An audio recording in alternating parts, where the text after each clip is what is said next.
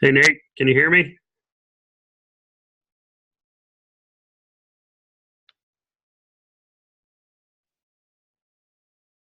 Good to meet. Okay, yeah, go ahead and start it off. I was gonna say, what's my name? It is Pat, not and you are Sandy. Sandy. Yeah. All right. Should be fun. Yeah. So I assume we got different paperwork. So Let's uh, hope so. I guess I Um, can start by saying that I think where the issue is you've got a invoice for $950,000 that you don't want to pay. You want to right, pay the original bid amount, which was 700,000, right. and I So I need. think one thing that just to kind of make sure we're both caught up is I can just read over this little recap of our last telephone call. Sure. It says, feeling more calm and reassured, you called Sandy to object to any changes in the dollar amount of the contract. You told Sandy that you could not absorb the cost of lumber that didn't meet your written specifications. You stifled Sandy's attempt to protest, and you read aloud the clause in the contract that said all amendments to the contract must be made in writing and signed by both parties. You then explained that the condominiums had been sold to a speculator and that you weren't going to take a loss because of Sandy's attempt to increase woodcrafters' profit margin. Sandy would be paid the contract amount, $7,000 per unit, within 30 days. Still resisting interruption, you explained that you got no benefit from the higher quality lumber. The sales contract with the speculator was already signed and was not renegotiable. You then stated that Fawn is typing a letter confirming the original deal and it will be hand delivered this afternoon. The net amount Viking will owe you is sitting in my bank account and will be released within 30 days. At this point, Sandy exploded. So go ahead and explode.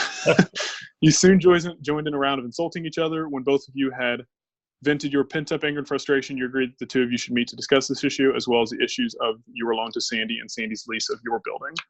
So now here we are. We'll pretend like we're meeting up in person to discuss the issues. So I guess, Sandy, where do you sort of lie on all of this? So to Okay. me, it seems pretty cut and dry. But obviously there's a lot of layers to it on your side as well. And it seems like maybe things aren't going great for you recently on a lot of different levels. So where are you at on it? Sure. So I guess to start is I owe the lumber company for that upgraded lumber package Mm-hmm. 700 grand. So if I stick to that original bid amount, then that gives me just enough to pay the lumber company. I can't pay the workers. I can't pay for the additional material in there, and I don't get any profit out of the job. So, uh, and from my understanding, I know what was in the contract about having to have an amendment signed off, but I'll just go over the sequence of events from how I saw it before you left on vacation. Um, so, and I'll just read down through this. I just Mm-hmm. notes. So, after you had all your contracts signed and you started your foundation work, you realize that another developer across town started on a 75 unit condo building. So you were worried about the market being able to handle two condo developments. So to Correct. address this, you said you needed a competitive advantage, and you thought you could get that edge by increasing your quality. So uh, you wanted me to pay particular attention to the trim work because that's one of the most visible aspects of the housing for a buyer. And you also said you amended several other contracts with subcontractors to upgrade the appliances, upgrade the Anderson windows, and to upgrade the landscaping packages. Um, and then just before my trim phase, you went off on vacation, around the world vacation, didn't take your phone with you. Good timing there. So we couldn't get a hold of you. So my lumber supplier called me while you were gone before we started our work. And he said that another contractor had ordered an oak trim package, which had enough lumber in it to do all your cabinets, doors, banisters, interior trim, and said that I could get all that. It would cover everything in your building, and I could get it for half of what the market rate was. But I Mm-hmm. had to make a decision in 24 hours. So realizing that this could give you a competitive advantage, I called your office immediately to see if you wanted to do it.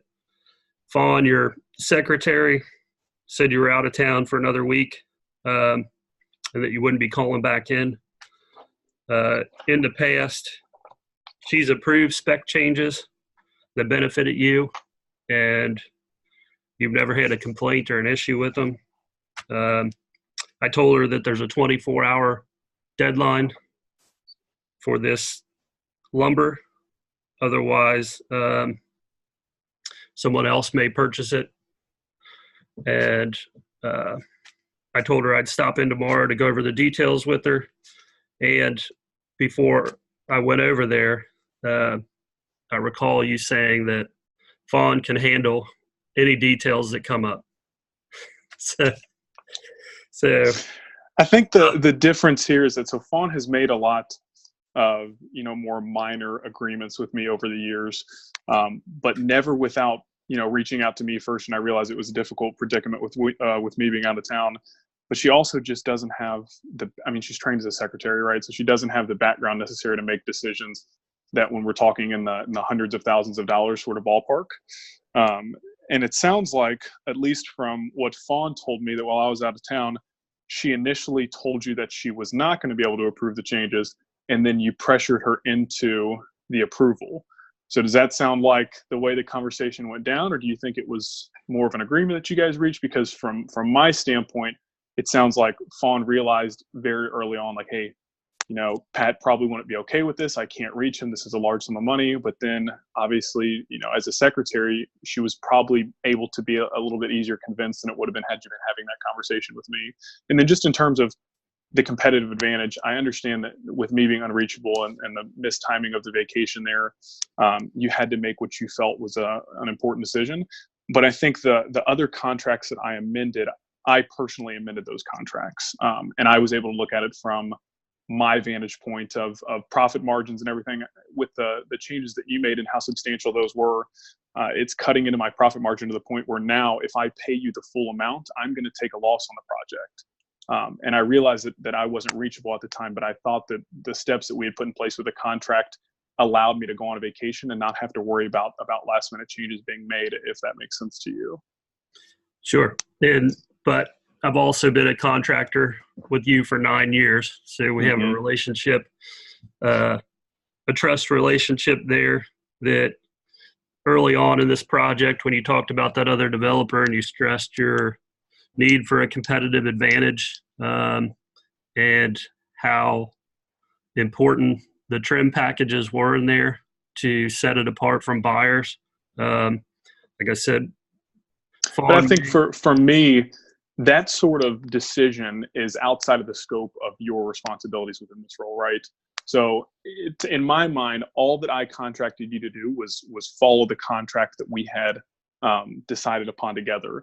And then in your attempt to make a decision there to upgrade substantially, really is outside of the scope of your responsibility in my mind. And at $250,000, that's literally taking me from a decent profit margin to a substantial loss on the project. So I get that you feel like it was a competitive advantage that you were creating there, but at the same time, that wasn't within the scope of your responsibility in the contract.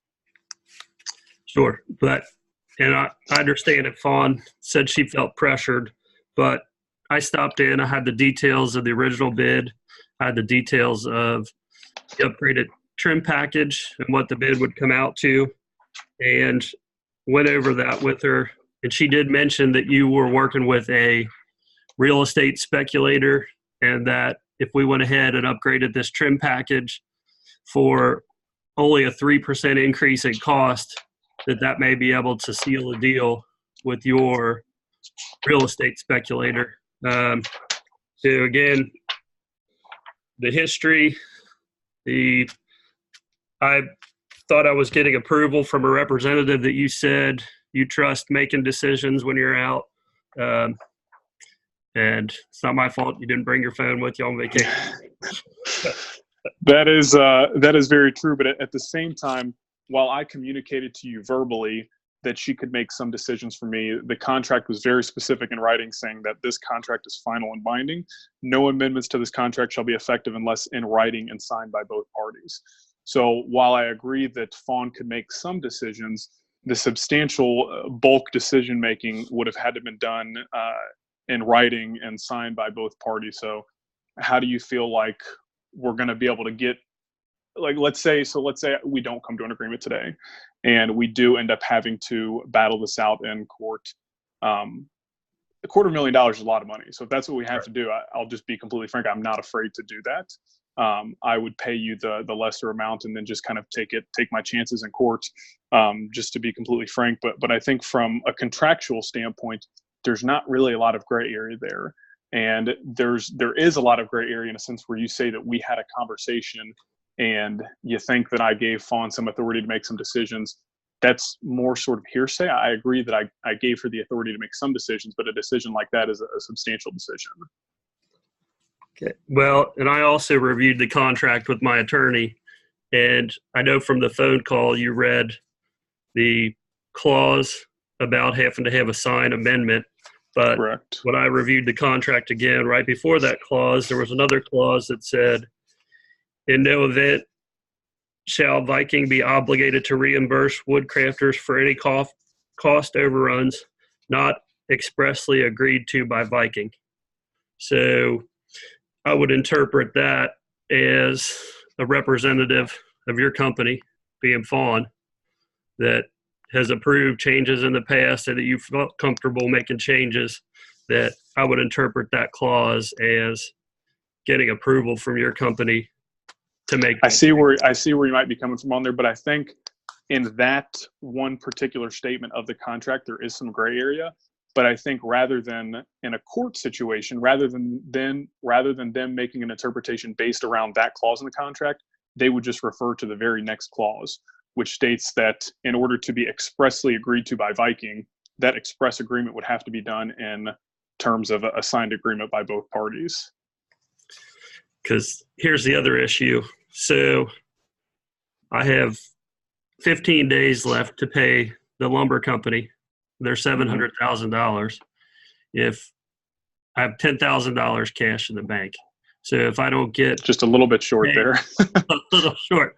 If I don't get paid for this, then I'll end up being insolvent and go into bankruptcy. And I know that I also owe you $10,000 in rent and also have $200,000 renewable loan that I owe you, that in a bankruptcy proceeding, you may not get any of that.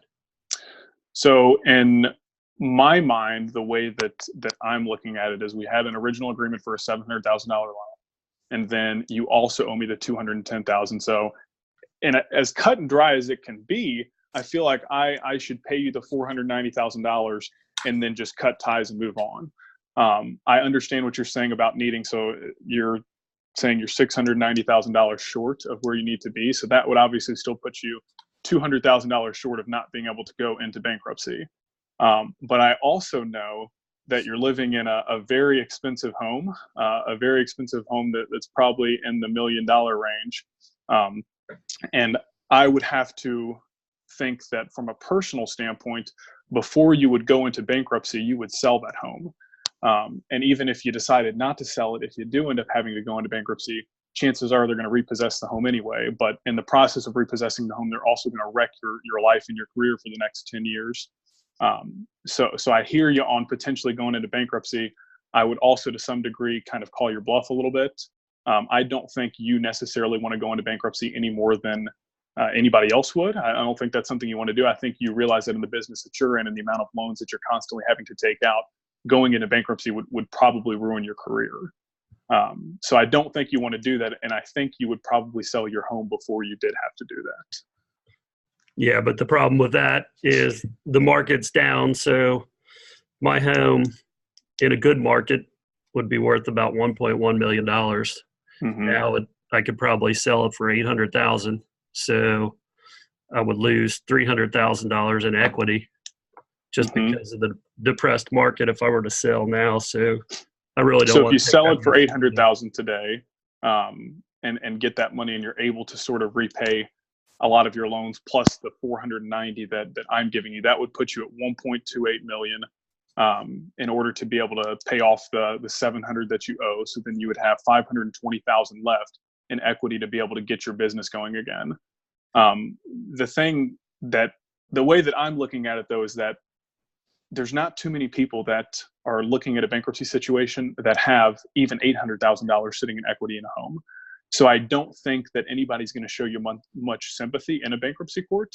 I think they're going to repossess your home, give you a lot less than 800 for it, and tell you to kick rocks, and probably not give you the bankruptcy that you're looking for anyway. So either way, I don't see a scenario in which you get anywhere near the $1.1 million range for your home. And I just think, I know we've had a long-standing relationship, and just outside of the business side of things as well, you got to look at the possibility of selling the home and getting rid of it. Because if you try to go for bankruptcy with $800,000 in equity sitting in a home, even in a down market, I don't think it's going to work out very well for you. Well, to be honest, I have $375,000 loan on the house too, so I only have a $425,000 in equity if I were to sell it for $800,000. So you got the 425 in equity plus the 490 that I owe you net, with the 490 that I owe you, because the 700 minus the 210. So the 490 that I would give you plus the 425 would still put you in a decent spot. Depending on how, I'm sure that it sounds like you've got other outstanding loans as well. If you're in this bad of a situation with me, I would have to imagine you're probably not in a great situation with others. But I still think that would probably put you in a situation to get you back on your feet and avoid bankruptcy. Correct. I don't want to go into bankruptcy. Like I said, I have employees I have to worry about. I've got a company that I want to protect. I want a house to save. So, like I said, I want to work something out too. I also know that I'm one of only 6 fine carpentry contractors in the area. So if we can't come to some kind of good agreement, then you may have trouble finding trim carpenters for any of your future projects, which I would agree, but I would also, just to be completely transparent with you, Sandy, I'm not certain we're going to be able to do a ton of business together in the future anyway. I think putting me in this sort of predicament where now not only is this one project at risk, but the entirety of my business is at risk, would probably lead me to believe that we're not going to do a lot of business together in the future anyway. So I don't think, just from my vantage point, I don't think that's really a leg for you to stand on, because I'm not planning on us doing a ton of business together in the future anyway. Okay, if I could just ask a question, you don't mind, what was your profit margin on your building? Because when you were negotiating with the speculator, shouldn't you have kept in mind that you had rewritten 3 contracts to upgrade? I think my profit margin was originally going to be pretty substantial, but then when you look at the market downturn, and then when you also think of the fact that how I told you on the phone that I had sold the entire project to somebody else, my profit margin was already set. So but I still had all the responsibility in terms of any overages on construction. So whether you put in the oak or whatever you put in, or if you put in the cheapest sort of plastic ones you could buy wherever, my profit margin was going to be the same at that point. So while I understand you thinking that it was giving me a competitive advantage, ultimately it didn't really matter to me at all whether or not it was the finest carpentry in the world or the cheapest carpentry in the world, because my profit margin wasn't going to change.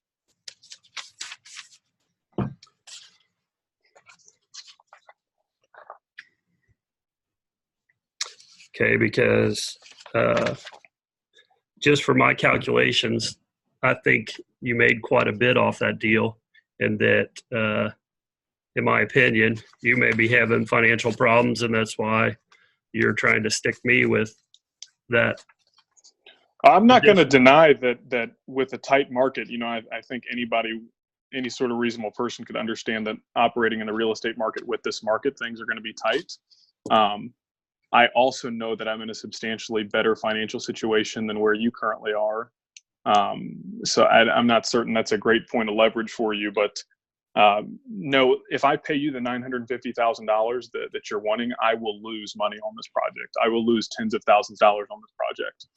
The profit margin would have been higher if the market hadn't collapsed, and then if I hadn't have agreed to sell it to somebody else, the entire project.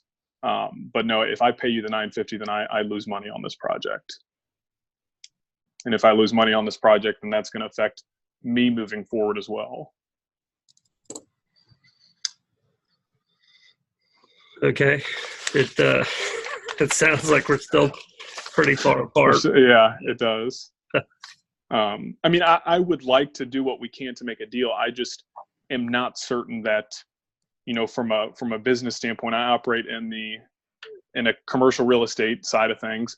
And I think my investors that have invested money in this, I owe it to them to, although I'm not going to be able to give them a huge profit margin on it, I at least owe it to them to not net them a loss and have to go back to them and say, hey, I know you pitched in a couple $100,000 for this or a couple $1 million, and unfortunately we're not going to make any money, and also I'm going to have to ask each for another 10 grand because I was unable to negotiate the correct contract with one of my vendors. That would damage my reputation for the long haul. So to be completely frank, before I would even consider doing that, I would just pay you the $490, and then I would let you go bankrupt, and then let the judges try to get the rest for me down the road in court. I don't want to do that. I do not want to put you in bankruptcy, but I think what it comes down to is you're just going to have to make a personal decision. Would you rather sell your home and avoid bankruptcy, or do you want to go into bankruptcy and get your house repossessed anyway? Because either way I look at it, this time next month, you're not going to be sitting in a nice $1 million home on the top of that hill. You know, one way or another, you're going to be in an $800 a month apartment or a condo or something, but you're not going to be in that $1 million home. So whether you get $800,000 for it, 900, 1.1, or the 425,000 for it that you think you're going to get after the loan that you have leveraged on already, either way, you're out of the house. But one way, selling it now, you avoid the bankruptcy, are able to repay the loan with me, and maintain your image within the community. Because I think by going bankruptcy and then going back on our initial contract, you're gonna really hurt your image. And then even if you're able to bounce back from this, the amount of business that you're going to get moving forward is probably going to be substantially hit because of just this whole situation from you.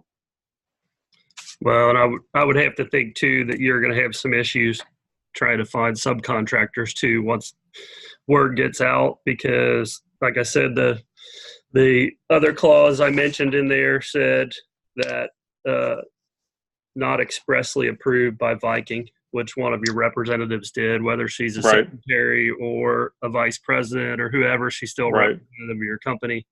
That the past, I would argue with a lot of those other vendors that hopefully they would understand that she's a secretary. And if I called them and asked them to make a big decision, and I asked them, hey, instead of asking you, how about I ask your secretary? And let's see if I can talk your secretary into allowing me to renegotiate the terms of our agreement. I would think that a lot of those vendors would probably understand the frustration that I was facing from attempting to get an extra $250,000 from me because my secretary may have said yes to something that she truly didn't understand. The 3% that she thought was on the cost of one individual unit was across the board. So it ended up being literally a $250,000 decision that she made that she just is not, quite frankly, between you and I, she's just not smart enough to understand. Well, but again, I still think you have culpability in here too for going out of town, not following up on your project, selling it while you're out of town, not following back up with any representatives at your company. I would agree, but I would also agree that once again, that's outside of the scope of your responsibility. You were contracted to do one job for me, and that was put $700,000 worth of woodwork into 100 units at $7,000 a unit. And ultimately, you took it upon yourself to increase the cost of the individual units there by increasing the quality of woodworking that you were putting in each one. And I just don't think that was a decision that you needed to make, regardless of whether I was in the country, out of the country, able to make a call, dead, whatever the case may be. I just don't think that was something that you should have done. Right, which part of it is my fault for trusting that you would honor that, just because, like I said, it didn't matter to me, and I explained that to Fawn. It didn't matter which package that I did, uh, because really there was no huge difference in profit for me. I merely did it out of an effort to try and help you get your competitive edge over the other uh, developer.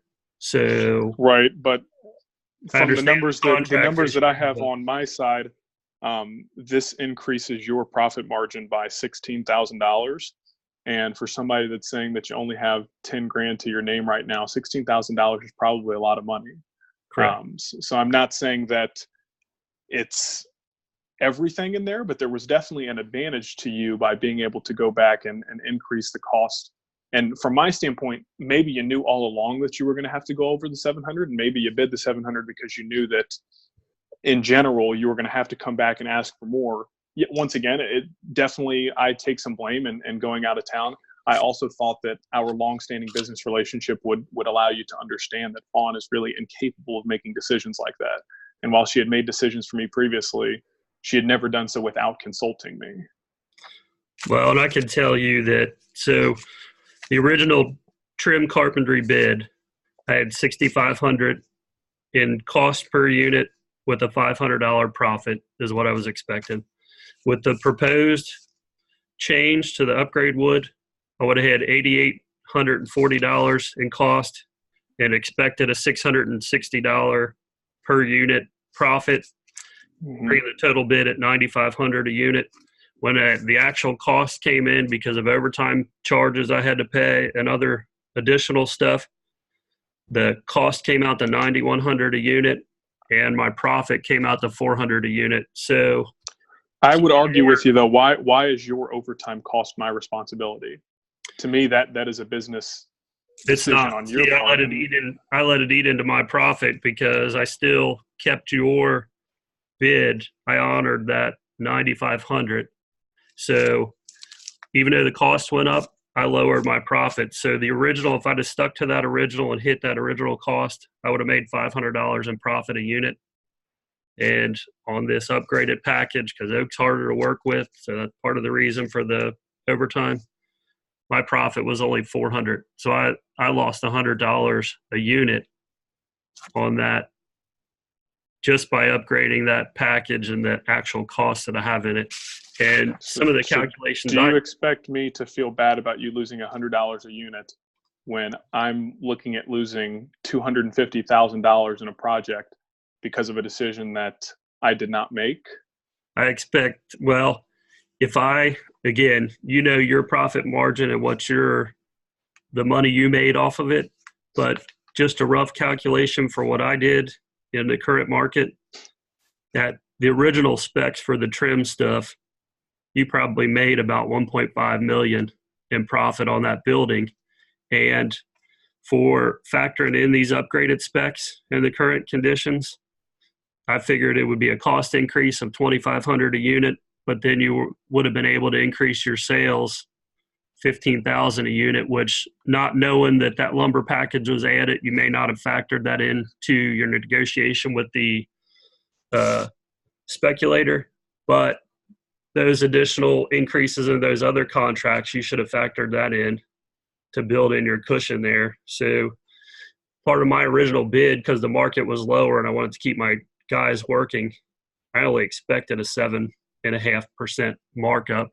Typically I do 15%. So right off the bat, my cushion was already lower just to keep work going. So I feel bad on $200,000, but if you, I understand you said you'd make a loss on the project, which may or may not be true. I think you made somewhere around a million and a half in profit. So I can tell you wholeheartedly, truthfully, that if I pay you $950, I'm going to lose a substantial amount of money on this deal. And ultimately, we're getting a little bit off script here. So I understand you're talking about the different negotiation with the speculator. That is, to be frank, entirely none of your business. And that was a decision that was made with what I believe to be a previous contract in place with you for $700,000 for this work. The decision that was made with the speculator is really completely outside of the scope of what you were doing for me. Ultimately, I paid you $700,000 to perform a project.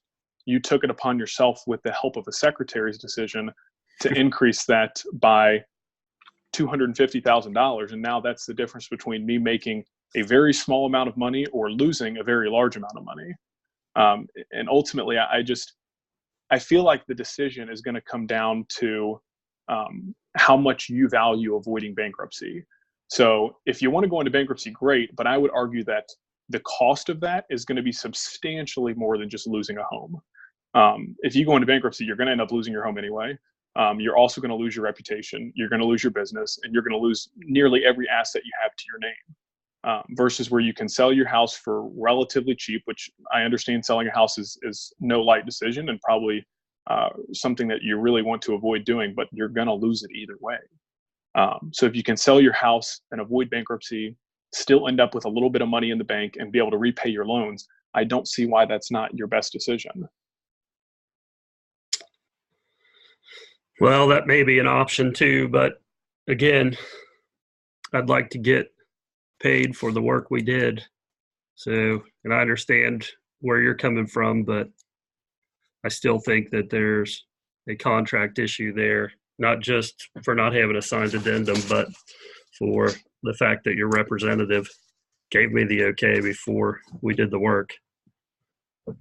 So from my standpoint, if you're saying there's a contract issue there, that's great. You think there's a contract issue? I agree. There's a contract issue because you voided the terms of the contract. But from my eyes, if we go to court, you stand to lose a lot more than I do, because by the time we get to court, you will already owe the lumber company the money that you're saying that you have to pay them in 15 days, and then you're going to have to file for bankruptcy. So we'll go to court and we'll battle it out. Currently, out of the 210 that you owe me for the home and the past due rent, realistically, I'm probably going to end up having to pay half that back, which is $100,000. Not a good situation for me to be in, but ultimately the $100,000 that I pay in that is probably going to be quite a bit less than the amount of money that you're going to lose over the course of your lifetime because you had to file for bankruptcy. So if we don't come to an agreement, I think you have a lot more to lose than I do. But I also, you're going to lose a tenant too. So there's $5,000 a month that. Correct. I already have an agreement for somebody else to come in and pay $6,000 a month. So I'm losing a tenant either way, but I'm actually gaining $1,000 a month net rent there. Because the info I have says you don't have another tenant. But. Incorrect. I've got somebody that's agreed to move in at the end of the month, and the $6,000 is more of a fair market price currently than the $5,000 you were paying anyway. Okay, what if we could work something out to where I admit I had partial responsibility, but I think you do too, that what if I were to forego any profit on this, but at least be able to collect enough to pay the lumber company and to pay my workers and the additional invoice on the building. So what sort of cost are we looking at there? That would be $910,000 instead of the $950,000, and that just gets me to pay off what my costs are. So I'm not going to be able to get near the 910 for you. I understand that you have costs associated there, but I would go back to when I was making big picture business decisions. So the way I look at this is this woodworking is just one piece of the puzzle for me. And I'm having to decide a lot of different things around this project. And when I was looking at making the decisions to sell this project, I was making those decisions around the $700,000 that I projected. So the 910 is great. That still puts me at a huge loss for the project. Well, it doesn't give me anything for that whole labor. So I have other bills beyond this that right. Nothing out of it. I'll be able to pay off the lumber contractor. I'll be able to pay off my workers, and I'll be able to pay the other invoice for the construction materials in your building. So really, I'm netting zero on that. So I feel bad that your profit takes a little bit of a hit, but it's also, if you put yourselves in my shoes, that I'm willing to forgo making any money off of a 100-unit project. I can't put myself in your shoes because I never would have talked a secretary into making a $250,000 decision. Yeah. I can't understand the difference there. And I know you say it's cutting in my profit. I'm being very truthful with you, and I'm saying it's not a profit that it's cutting into. It's turning a small profit, to a large loss, which I just cannot let happen for me, and also for the investors that have contributed money to this project as well. I just can't go back to them and have to ask them for more money. And I also can't just cover the cost of it myself, because I've got other business ventures coming up that ultimately, if I take a huge loss here, then that's going to affect me moving forward as well. Well, and I couldn't put myself in your shoes to take a company that does developments like that and just travel around the world and leave it in the hands of a secretary. Mm-hmm. Well, I couldn't put, we could go back and forth all day, right? I mean, if I couldn't put myself in the shoes of somebody living in a $1.1 million house, but getting ready to face bankruptcy with only 10 grand in the bank. Right. Ultimately, what it comes down to is that, as transparent as I can be, if we don't come to an agreement here today, it's not the end of the universe for me. I stand to lose a little bit of money on it. I understand that that's going to be a risk for me, but ultimately, I'm not all that concerned with coming to an agreement. So if we can't, that's fine. I'll let you at that point have to make a decision. So are you not willing to come up off of the 700 at all? No. So even me dropping my $40,000 in profit, there's no room to take that. And I'm not even talking about 700. And I'm not even talking about 700, to be completely honest with you, Sandy. I'm talking about 490 right now. So the 700, yes, is what I owe you on the project, but then you also less the 200 for the building and the 10 and past due rent that you owe me and the loan there. I'm going to cut you a check today for $490,000. And then I'm going to ultimately, from there, I'm putting the ball back in your court. But then you'd be in breach of contract, because your contract for that development says you owe me $700,000. Mm-hmm. I'm going to call the loan. I'm going to call the loan for the $200,000 as well, and then just net the $10,000 from the past due rent.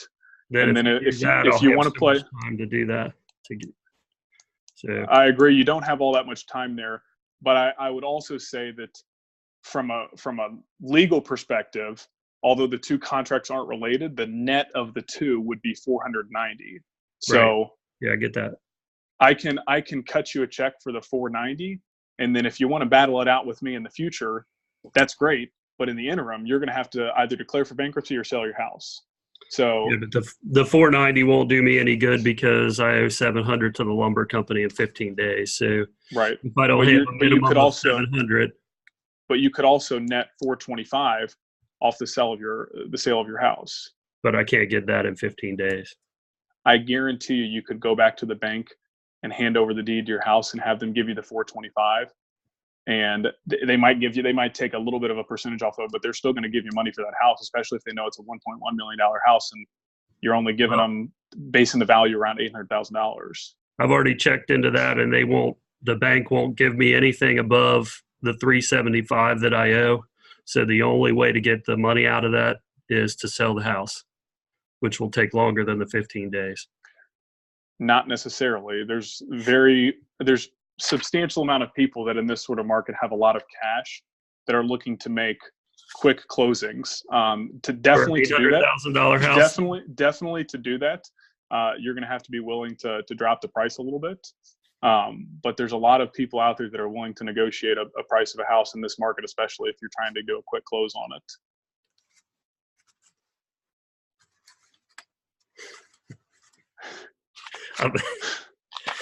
Yeah, I think we're still pretty far away. I think we are, because to be completely honest with you, the most that I'm going to do here is give you the 490, because here's where I'm at. I have to have the rest of so I do have $700,000 in the bank right now, right, that literally is earmarked for you. But I also know that you owe me $210,000. And if I give you any more than the 490 right now, my ability to step into these next two deals that I've got lined up is zero. So if I give you a penny more than 490, I can't step into the next two deals. So I don't believe we're going to come to an agreement today. I think what I can do is I'll write you a check for the 490,000. And then from there, if you'd like to, at that point, battle it out in court, great. If you want to just write it off and understand that you owe me 210, I owe you 700, it's a net 490. You can take the 490, you can go try to sell your house and avoid bankruptcy. That's great, but ultimately I can't really give you much more than that. Yeah, I think we'd have to just treat those still as separate arrangements. I think you have to stick to the 700,000 that was in the contract for the work we performed. So I can take that and pay the lumber company, and then I just have to find a way to work that out or settle it in court or with an arbitrator. But you got to understand that if I pay you 700 today, I'm not going to get that 210 back from you anytime soon. You know, there's still a risk that if I give you the 700, I'm never going to get the 210 back from you. So then I'm still paying you $210,000 extra compared to what you owe me net. So if I pay you the $700,000 today and I never get the 210 back from you, not only is it impeding my ability to go into these next two deals, but it's also going to end up costing me 210. So in my mind, I'm going to give you the 490, and then if you come to me for the 210, fantastic. If I end up having to come back and pay part of that, great. The chances of me paying the full 210 if you file for bankruptcy, very slim. But I think the chances are still pretty high that if I pay you the 700, you're going to end up in bankruptcy either way, because you don't seem intelligent enough to understand that living in a $1 million home while you have all this going on just isn't a good idea. Well, here's the risk for you is whether you pay me zero or you pay me the 490, if I don't have the 700 to pay the lumber company, then I go into bankruptcy. And if they can't recover enough to get the rest out from my house or whatever, because I have $160,000 I owe the workers from your project still, I have $50,000 invoice still for other construction materials. I have your loans to deal with. So if they will go back after you to get that money, or put a lien on your building, which I'm sure you don't want an issue or be in a lawsuit with the speculator that just bought your building. So I definitely don't, but I would also argue that you're talking about a slight chance of a lot of different things having to line up in order for me to end up having to pay some of this $210,000 back or get a lien placed on a building. All of those things are very small possibilities, and a lot of other things have to fall into place before those can happen.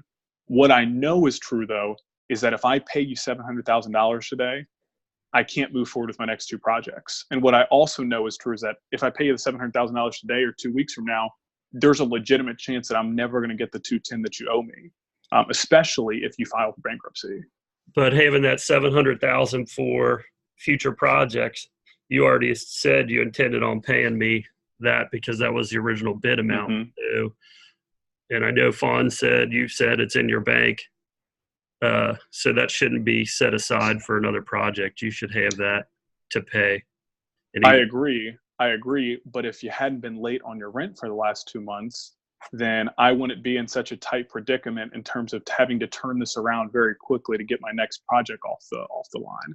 So while I understand that in your mind they're two separate agreements, which I agree that they're two separate agreements, but at the same time, they affect the same one person and my ability to move forward in my next two business ventures. So I think from a legality standpoint, you might have a leg to stand on. I also don't think anybody's going to show you much sympathy there if we ended up having to actually battle it out in court. Would you like to hear my other option? Let's hear your other option. It doesn't sound like you're going to budge on anything, but what I thought about was getting the $700,000 from you now, so I could pay the lumber company, which stops that, and then that additional amount that I owe my workers and for the invoice, which comes up to $210,000. Yeah, that's taking my $40,000 profit out of that. So there's $210,000. I still owe you $210,000, $10,000 in rent, the $200,000 the loan. If we agree to split that first $210,000, that puts me on the hook for 105,000 of that I would be willing to work out a deal with you to take that 210,000 I owe you plus the 105,000 that we split on that difference from 700 to 910, and get a loan from you that is a second mortgage on my house. So I have the equity in my house that would back that, and it would take your 210,000 that I owe you, that loan, the 10,000 in rent, and then the 105 extra thousand. So here I'm losing my $40,000 in profit and 105,000 loss I'm going to take on this project to split the difference because of not having a signed contract. You are only out then 105,000 on the difference from that. And you get more stability. You get your 10,000 in rent, and your loan turns into a fixed loan backed by the equity in my house, which in the current market's 425,000. So, but here's the thing: if you're talking about me giving you another loan, how am I going to be confident that that loan's going to work out any better than this previous loan has? If you were late on your rent and I'm trying to call the loan due, as the contract explicitly stated I could do at any time, and you're unable to pay it. So how do I know that? The reason I was late on the rent is because my AP person took that off the payable account. So when they were paying the monthly bills, it didn't show up as a payment the last 2 months. Sandy, you've talked about a lot of problems throughout but I have 10,000 cash in the bank to cover that from another. Right. But you've talked about a lot of problems throughout this that, quite honestly, don't really have anything to do with me.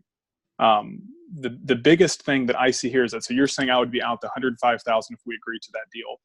I think 105,000 is about the most that I stand to lose if you go to bankruptcy, at the absolute most. So why would I not just take my chances of paying you the 490, being able to move forward with my other two business ventures, and then maybe I have to pay the $105,000 down the line? Because there's a good chance you're going to lose that 210,000 that I owe you. So right there, that's double. But I won't lose the 210,000 that you owe me if I only cut you a check for 490.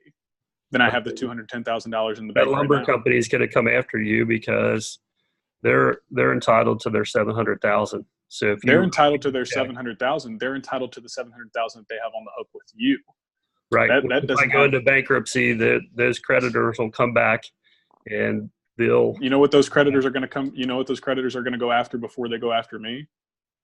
I understand. I'll lose my house too, but if they have to sell it for less, that may cover some of that, but it's not going to cover everything. But I think what you can do to alleviate some of that is that we both know that if you go into bankruptcy, the bank is going to repossess your home and sell it at a fraction of the cost. You can alleviate that beforehand by selling it yourself, probably getting 25%, really maybe even 30 or 40% more than what the bank would sell it for. Then you can pay back all of your creditors with the 490 that I'm going to give you and whatever you sell to the bank. You're not going to be able to get the $700,000 to the lumber company right in time, but I would imagine that to avoid you going into bankruptcy, the lumber company would be able to give you an extension on your loan if they know that your house is on the market and you're just waiting for the funds to come in, rather than send you to bankruptcy and probably not get even half the $700,000 loan that they owe you. Okay, what if I get the $700,000 now so I can pay the lumber company, keep it how we talked about with the 105 and the 210, that comes out to 315 that I would refinance through you to do the second mortgage on my house, and then I put an agreement to sell my house within 1 year and then pay off your loan in full. The problem right now the market's so depressed.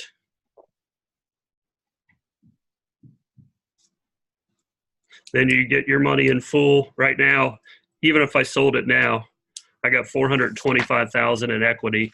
I've talked to a realtor. I know I can get $800,000 for it, but I can't sell it in that 15 days to pay off that lumber company. So without that $700 in cash, then none of this is going to work out. I know you probably really don't want to go through any court battles. You want to move on to your next development. So I agree, but also my next development is an amazing opportunity. And if I move forward with what you just outlined, the time frame just doesn't line up for me to be able to take part in that opportunity. So for that 105,000, you're willing to risk your business too, and possibly future opportunities with subcontractors and that over I five. think I think the return that I'm looking at on this next business venture would be enough to alleviate the 105,000, whether they came calling or not. Because by the time they come knocking, I'm already going to be deep enough with my funds put into this next business venture that they're not going to, what are they, if they're, okay, put me through bankruptcy at that point. They're not going to want to come take that money from me. They would rather give me the opportunity at that point, because of my good standing relationship with the bank, to be able to continue with that business venture and then hopefully repay them in full later on, rather than forcing me into bankruptcy and maybe getting a percentage of what I owe them. I just don't think, to be completely frank, I don't think we're going to be able to come to an agreement. Okay, then I think I'll see you in court, because I think I have a good shot with that clause in the contract that says a Viking rep can give the okay.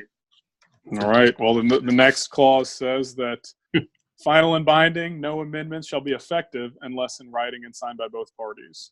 So we will send over the 490,000, and then I'm going to roll that other 210 into my next business venture, and you get to make a decision at this point whether you want to try to sell your house very quickly to avoid bankruptcy. That's great. Otherwise, I hope you have some good lawyers that don't charge a lot of money, because you're going to spend the next 2 years fighting out bankruptcy and legal battles with me. Guess we'll just see how it ends up. All right. That was an interesting no deal. Are we done? Yeah, I think we're done.